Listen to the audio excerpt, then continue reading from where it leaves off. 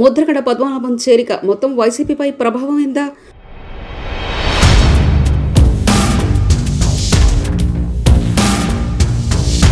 ముద్రగడ పార్టీకి ప్లస్సా మైనసా? అధినేత ఏం ఆలోచిస్తూ ఉన్నారో?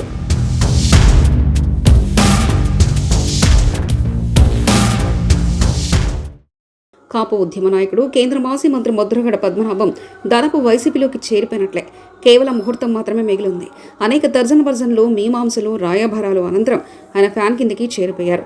ఇది కొంతవరకు ముద్రగడను అభిమానించే వారికి క్లారిటీ ఇచ్చేసినట్టు అయిపోయింది. ఇప్పటి వరకు ముద్రగడ ఏ పార్టీకి జై కొడతారో తెలియక నాయకులు, కార్యకర్తలు గందరగోళంలో చిక్కుకున్నారు. ఇప్పుడు క్లారిటీ వచ్చేసింది. అయితే అసలు కథ ఇక్కడే ఉంది. అసలు ముద్రగడ వైసీపీలో చేరడం ఆయనకు ప్లస్సా మైనసా అనేది రాజకీయ వర్గాల్లో జరుగుతున్న చర్చ. ఎందుకంటే నిన్నటి వరకు కూడా జనసేనలో చేరేందుకు సిద్ధమేనని ఆయన లీకులు ఇస్తూ వచ్చారు.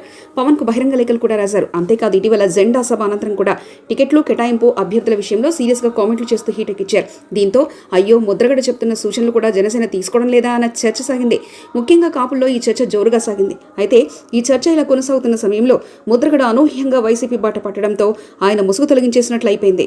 ఇప్పటి వరకు పవన్ సానుకూల, జనసేన అనుకూల ముసుగులు ధరించి వైసీపీకి మేలు చేస్తున్నారన్న కొందరు విమర్శలకు తాజాగా బలం చేకూరినట్లయింది.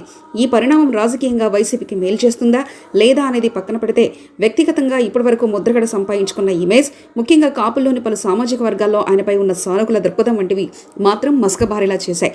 పార్టీలో చేరేందుకు ఆయనకి ఎలాంటి అడ్డు ఎవరు చెప్పలేదు, పెట్టలేదు కూడా.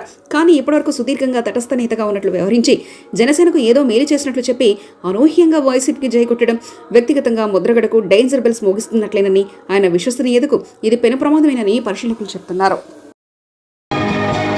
మరిన్ని కథనాల కోసం సబ్స్క్రైబ్ చేసుకోండి మీ అక్షర శిల్పం.